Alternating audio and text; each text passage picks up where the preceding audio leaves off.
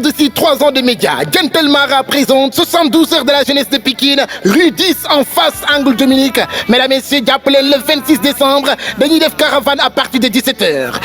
Le 27 tànn bér bu rëy lay doon à partir de 21h avec Samba Diarra Mbaye chaise 1000 francs. Le 28 un événement digne de ce nom, dîner de gala à partir de 21h avec Baba Meng l'international, la grande star. Entrée 5000, VIP 10 000, VIP prestige 100 000. Gentle Mara ñoo tuddee bés bi mu ne ma Big Taf ñii laa ko tuddee sama papa Mansour Mbaye ma jaaga laa ko tuddee rax ci dolli dama koy sargal Omar Sagna Ndiaye préfet de la ville de Pikine ma ne ko ak kan. Salaamaaleykum cher internaute Actubuzz ñëw nañ leen fi leen daan nuyoo jaajëfal leen bu baax a baax tey yéen a ngi si émission mag bi la muy lan muy kaa ñu gisee tey ñu ngi fi nga xamante ne mooy Grand Dakar certifié ndaanaan wax dëgg yàlla suñu benn papa muy Mody Fall ñu gën ko xam ci Tonton Sène laata ñu def dañ ko bàyyi mu nuyoo fi nga xamante ni moo ci Actubuzz salaamaaleykum Tonton Sène. Aleykum salaam Paco merci vraiment pour l'invitation donc di am mbégte rek n'est-ce pas ñëw donc fekk si leen ci waxtaan bi ngeen may woo yéen waa Elmo TV donc di leen bëggee di leen non non recommencer nga ne. Elmo TV Actubuzz dañoo sant tur bi waaw. non kii dellu si waat waaw. léegi kii bi rek ok waaw Actubuzz donc merci beaucoup Paco di rafetlu rek donc entretien bi nga xam ne donc Actubuzz accordé na ma ko donc di ci kontaan vraiment di leen remercier n'est-ce pas di profiter donc ci occasion bi di nuyu tous les également à tous mes fans n'est-ce pas fii si biir Sénégal ak ci bitim réew parce que n'est-ce pas à travers les réseaux sociaux bon ñu ngi suivre donc c'est ça. am na solo Mody Fall ñu gën ko xam ci Tonton Sène am mbégte trop tamit jàkkaarloo ak moo fii bëggoon nañu xam dëgg kan moom Mody Fall ndax dañu ko laaj lu bëree dañu ko laaj lu bëri moo tax ñu ñëwaat ci question boobu noonu. Mody Fall bon acteur comédien professionnel la muy suma métier ndax pratiqué naa ko mën naa ne lu weesu ñeent fukki at. waaw parce que nit ki bu dundee ci benn métier di ko pratiquer plus de 40 ans. Donc métier boobu man dafa nekk man ma nekk moom n'est-ce pas donc ma di ko liggéey fii ci Sénégal n'est-ce pas bu n'est-ce pas parce que endroit yu bari déplacé naa fii tourné n'est-ce pas donc mën naa ne acteur comédien là mais aussi je suis délégué de quartier à Grand Dakar donc au passage je fais un coucou à monsieur le maire aux adjoints et adjointes au maire mais également à tout le conseil mais aussi et surtout à toute la population de Grand Dakar maa ngi leen di nuyu di leen def un coucou n'est-ce pas parce que yéenay man maa yéen effectivement et en fait à tous les Sénégalais à travers le monde quoi waaw maa ngi leen di nuyu dina xamal ne man daal seen taalibe laa voilà damay liggéey ci art bi n'est-ce pas pour di véhiculer ay messages n'est-ce pas mais aussi pour représenter Sénégal sur le plan international parce que ay production yu bari yu may liggéey ben ñu ngi wër à travers le monde n'est-ce pas notamment Idole ak yi may liggéey aussi ci cinéma bi n'est-ce pas tout ce que je fais en tout cas qui est diffusé donc à travers les télévisions mais aussi à travers le cinéma. am na solo ni nga wax maanaam ni ñu expliqué carrément que ne yow yaay délégué de quartier bi. mais délégué de quartier tamit noo ko mën a boole ak tamit mais yaakaar naa doo jouer yenn rôle doo ko jouer de. Bon man en tant qu'acteur comédien professionnel n'est-ce pas boo xam ne mën naa ne maa ngi ko tàmbalee ci jamono yi nga xam ne boobu Sénégal amagul woon sax télévision théâtre radiophonique lañu daan def notamment ak ay acteurs yu mel ni ñoom le vieux Abou Camara yàlla na yàlla yokk leeram te xare ko ci àjjana yu gën a kawe ñu mel ni donc le vieux Ablaye Seck ñu mel ni donc ñoom Mbaye Niass ñoom Mbaye Gueye n'est-ce pas les Mimi les Iboulaye n'est-ce pas ñi ci gaañu yàlla na leen yàlla yërëm te yokk seen leer mais aussi ñu mel ni Grand Tafa mais bu Daaray Kocc mais aussi ñu mel ni Lamine Ndiaye Modou Diag n'est-ce pas donc ak ñeneen ku lim jum n'est-ce pas ba ci grand Khartoum Dieng ndeysaan dem si yàlla na ko yàlla yërëm te yéexee ñu ak ku mel ni Mbagnick Dioum n'est-ce pas ñoom Khoureydi Macounta et beaucoup d'autres en tout cas personnalités artistiques entre autres yoo xam ne liggéey naa ak ñoom ci art bi mais pour dellu si ci sa question loolu yàqaluma suma délégué de quartier parce que délégué de quartier nit la rek ku dëkk ci quartier bi comme c'est mon cas nekk fii teewal fi askan gi di leen bàyyi xel lépp lu ñuy yëngu ma ñëw maanaam bokk ca wane ci suma taxawaay parce que ñoom dañ ma dénk seen kàddu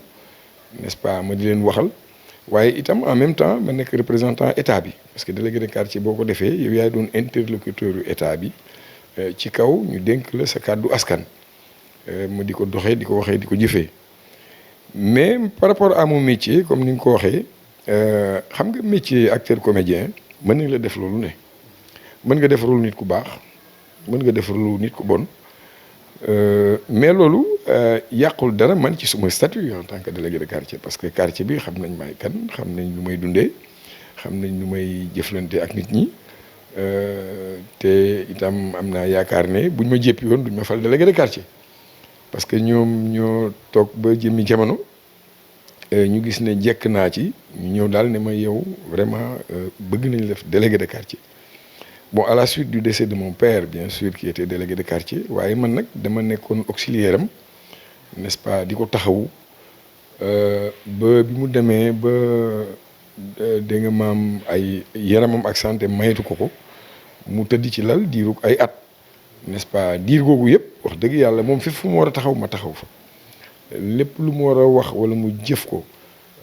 pour askan gi wala def ko ci turu nguur gi ma taxawee ko fa donc loolu pendant plusieurs années xëy na sentiment boobu de reconnaissance moo poussé nit ñi ba bi mu génnee àdduna et ñu ñëw ne ma délégué daal ñun bëggatuñ ko jox keneen ku dul yow parce que gis nañ ne taxawee nga ko jëfee nga ko te yelloo nga ko donc looloo waral finalement je me suis retrouvé délégué de quartier. am na solo tonton Sène waaye itam ñu ñëw ci li nga xamante ne ni mooy ci série bi nga bokk muy Idole. ndax Idole actuellement fi ko nit ñi doon xaaree ñu bëri ñi nga naan ma gisewuñ ko foofu noonu. lu tax loolu lu tax lu maanaam Idole pëns bi nga xamante ni ñi ngi ko doon xaaree Idole ñëw mel ni loo xaw a wàññi ko si kanam nit ñi loolu xaw na parce que ñu bëri sax yaakaaroon ne actuellement Idole mi ngi daw fi mu toll nii koo sax mu ne non pourtant man su ma ko saan yaakaaruma fa lay daw ak exact. non ak man day ñi koy seetaan nag wax dëgg yàlla ba jamono ñuy toll ñi ngi koy bëggee. dama vraiment gis nañ ne que mi ngi maintenir niveau bi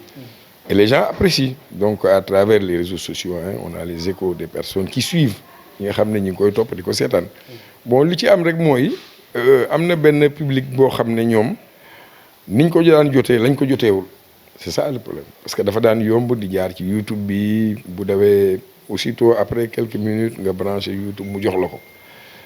mais bon loolu bu fekkente da nga gis ne tey jii amul parce que nag xam nga film moom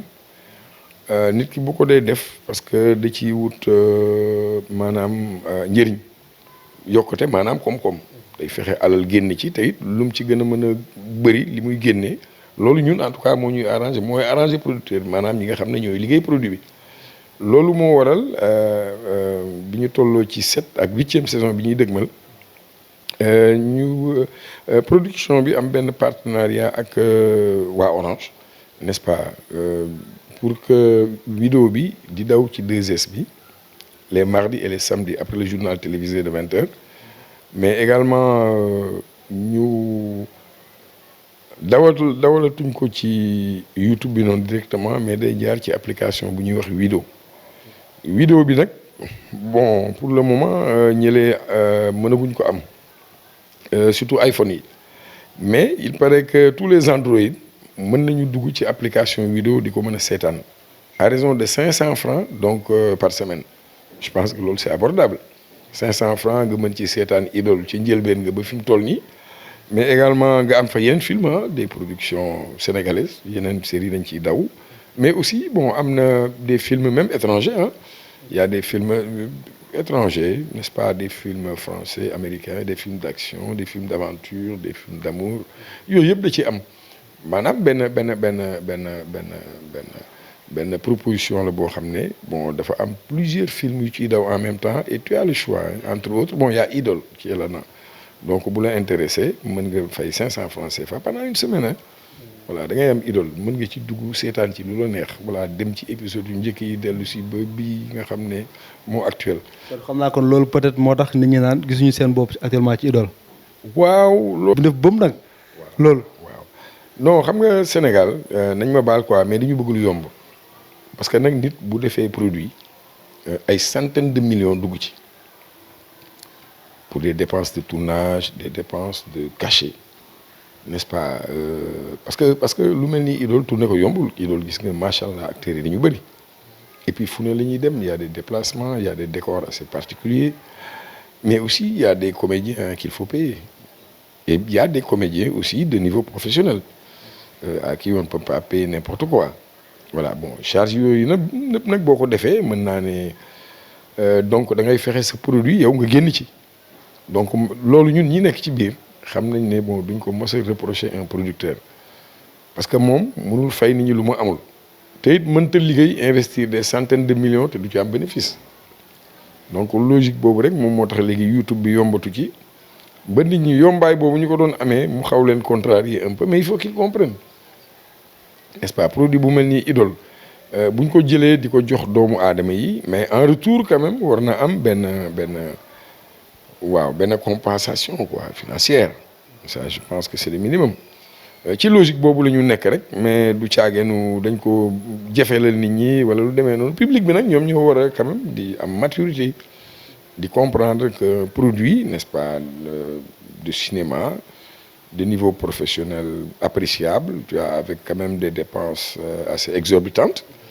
waaw loolu il faut mu am benn gain en retour et je pense que 500 francs ci semaine bi vraiment loolu nekkul loo xam ne sénégalais yi waruñu ko mën a am quoi parce que je pense que les gens quand même dépensent beaucoup plus pour leurs besoins hein, n'est-ce pas parce que boo xoolee nit ñi lu ñuy dépenser pour accéder à internet lu ñuy dépenser pour téléphoner lu ñuy dépenser pour dund en général bon 500 francs boobu ngay def ci semaine bi bon je pense que c'est normal compte tenu effort bi nga xam ne bon nekk na ci Idole bon pour mu doon li mu doon tey jii classé comme l'une des meilleures séries Afrique. waaw mais pourquoi pas benn sponsor bu dëgg war na mën a ñëw def fay loolu pour maanaam comme 500 francs ñaar ni am ñoo xam ne wax dëgg yàlla métti na si ñoom trop xëy na bëgg nañ ko mais mënuñu ko te ñu ngi bëggee Idole mais pourquoi pas benn sponsor bu dëgg war na mën a ñëw financer loolu pour besoin population bi. waaw li ngay wax dëgg la bon doole yemul effectivement te àddina fa bu ñu bàyyi xel loolu mais xam nga Idole bu ñu nee dafay daw si 2S télé boo xam ne yow boo taalee sa télé am ko ñu ne la bon dafay daw tous les mardis et les samedis après le journal de 20h mais soo vraiment amul pexe ba amul pexe mais da nga koy seetaan ci waxtu yooyu nga jéem ko ko bu boobaa di nga am Idole bon ñaareel bu mooy effectivement sa question bi elle est intéressante ndax du am benn partenaire boo xam ne dafay ñëw maanaam jàppale Idole ci wàllu alal ba Idole dootul soxla di dugg ci application bi di ko def mais ñun loolu su amoon dañuy sant yàlla di wax alhamdulilah ba pare yombalal ko nit ñi par exemple lu mel ni état Sénégal bon moom waroon na mën a indi benn gain benn apport benn subvention pour Idole mais mosu ko def et ça on le regrette ainsi que d'autres partenaires Sénégal bi ñu fi am alal bari na xam nga léegi Sénégal waxu milliard léegi nit ñi dañ koy fooyee bu yàgg ba ay millions lañ doon wax mais léegi on parle de milliards donc tout ça doit quand même pouvoir contribuer n'est-ce pas donc à appuyer les productions sénégalaises telles que Idole n'est-ce pas pour que mu gën a yomb n'est-ce pas ci nit ñi ñu jot ko voilà lu mel noonu pour amoon alléluia mais amul Idole ki koy financé moom producteur bi moom moo jël alal def ci mu nekk benn production boo xam ne c'est privé te partenaire bu ñëw aussi bon day ñëw indi dara mais lu indi loo xam ne dafay régler problème yëpp n'est-ce pas donc noonu lu mën a demee daal lu mën a demee et c'est dommage. Vraiment nous on lance un appel pour que les bailleurs n'est-ce pas pour que l'État n'est-ce pas dimbali ñu davantage n'est-ce pas parce que Idole vraiment qualité technique ak artistique bi ci nekk dëgg yàlla mérité na n'est-ce pas donc l'appui n'est-ce pas et de l'État mais aussi de tous les partenaires n'est-ce pas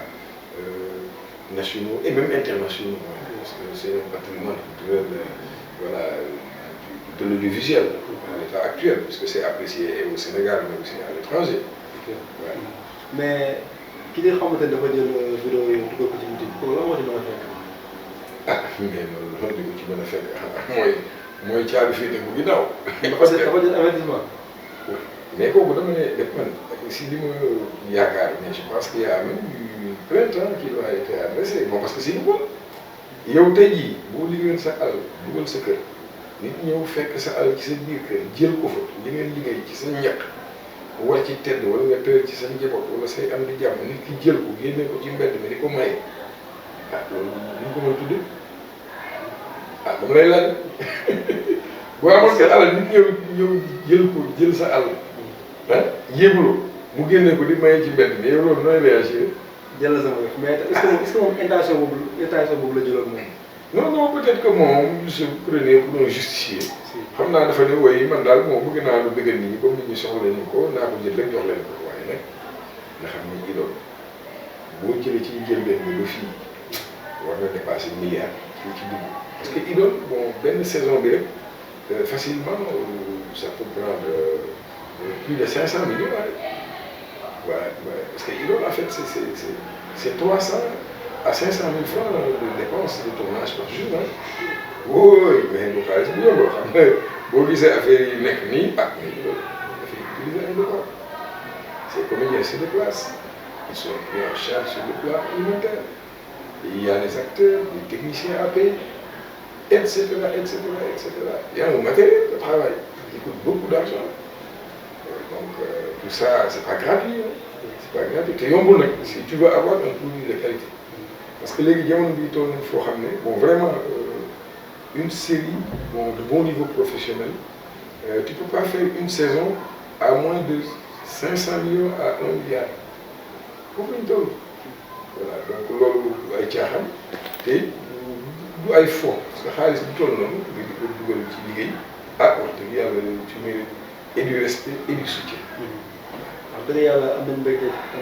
te jàkkaarloo ki nga xamante ni mooy defar nañu ko xam ci Tonton Sène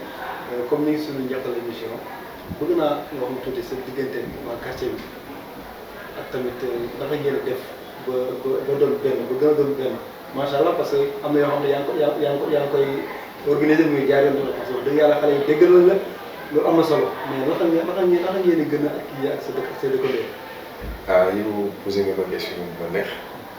parce que man Grand Dakar may nekk waxambaane ba léegi